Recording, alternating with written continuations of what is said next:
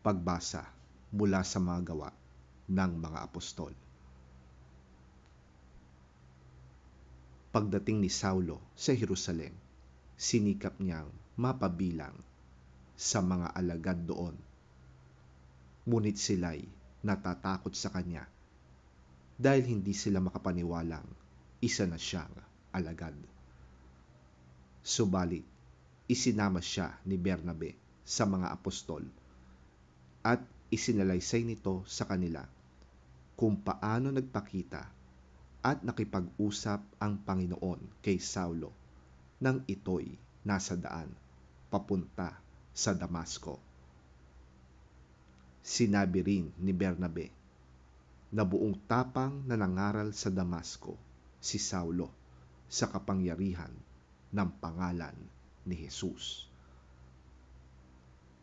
Kaya mula noon, si Saulo'y kasama nila sa buong Jerusalem at buong tapang na nangangaral doon sa pangalan ng Panginoon.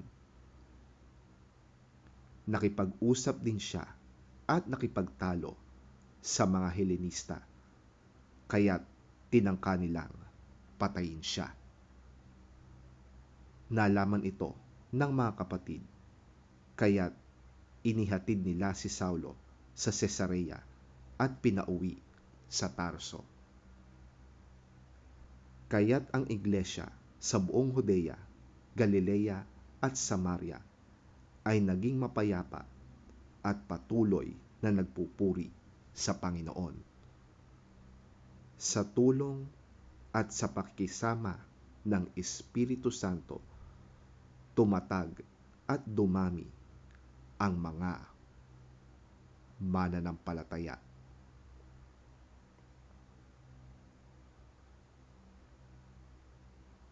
Ang salita ng Diyos. Salamat sa Diyos. Pagbasa mula sa unang sulat ni Apostol San Juan. Mga anak, huwag tayong magmahal sa pamamagitan lamang ng salita. Subalit, ipakita rin natin ang tunay na pag-ibig sa pamamagitan ng gawa. Dito nga natin makikilalang tayo'y nasa panig ng katotohanan at matatahimik ang ating budhi sa harapan ng Diyos, sakali bang tayo'y usigin ito. Sapagkat ang Diyos ay higit sa ating budhi at alam niya ang lahat ng bagay. Mga minamahal, kung hindi tayo inuusig ng ating budhi, makakalapit tayo sa Diyos na panatag ang ating kalooban. Tinatanggap natin ang anumang ating hilingin sa Kanya dahil sinusunod natin ang Kanyang mga utos at ginagawa ang nakalulugod sa Kanya. Ito ang Kanyang utos. Sumampalataya tayo sa Kanyang anak na si Hesukristo at magmahalan tayo gaya ng iniutos ni Kristo sa atin. Ang sumusunod sa mga utos ng Diyos ay nananatili sa Diyos at nananatili naman sa Kanya ang Diyos. At nalalaman nating nananatili siya sa atin sa pamamagitan ng Espiritong ipinagkaloob niya sa atin.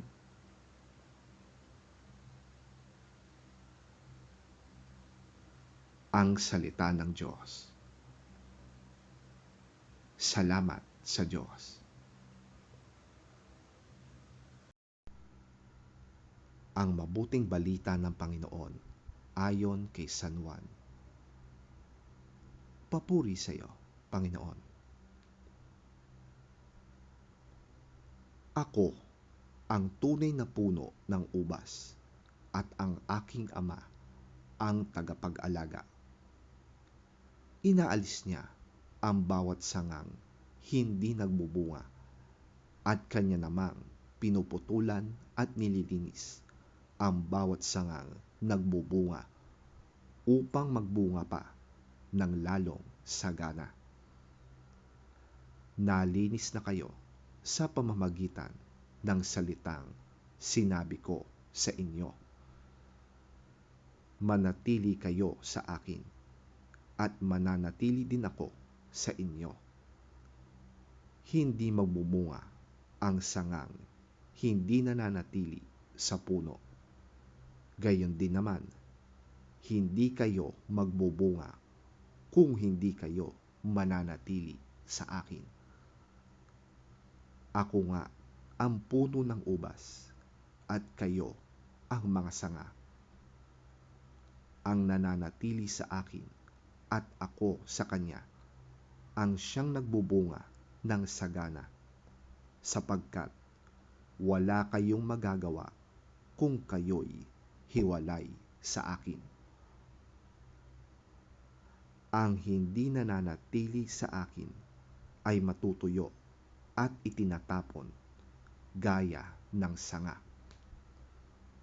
Ang ganoong mga sanga ay tinitipon, inihahagi sa apoy at sinusunog.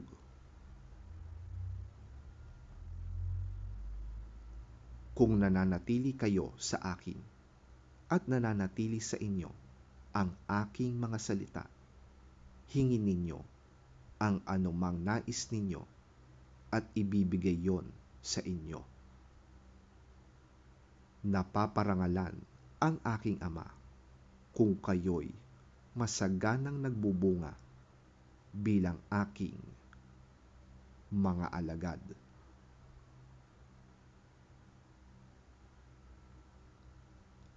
Ang mabuting balita ng ating Panginoon. Pinupuri ka namin, Panginoong Hesukristo. I am the real vine and my Father is the gardener. He breaks off every branch in me that does not bear fruit, and he prunes every branch that does bear fruit, so that it will be clean and bear more fruit. You have been made clean already by the teaching I have given you. Remain united to me, and I will remain united to you.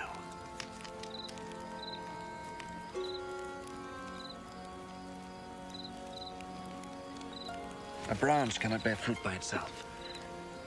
It can do so only if it remains in the vine. In the same way, you cannot bear fruit unless you remain in me. I am the vine, and you are the branches.